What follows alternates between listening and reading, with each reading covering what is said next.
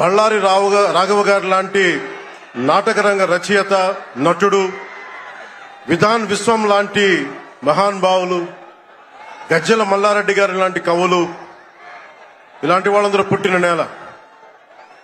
ప్రతి రాయలసీమ కవులు, కళాకారులు అనేది ఋతువులు ఎన్నైనా మా రాళ్లసీమకి ఒకటే ఋతువు, కరువు ఋతువు. కాలాలు ఎన్నైనా మా రాయలసీమకి ఒకటే కాలం, ఎండాకాలం.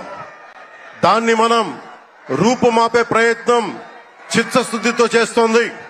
పరిశ్రమలు, ఉద్యాన పంటలు, సాగునీటి ప్రాజెక్టులు మొదలైనవి చేపట్టి రాయలసీమని రతనాల సీమగా మార్చే దిశలోనే ఈ రోజున మేమందరం గౌరవ ముఖ్యమంత్రి గారి చంద్రబాబు నాయుడు గారి నాయకత్వంలో మేము ముందుకున్నాం.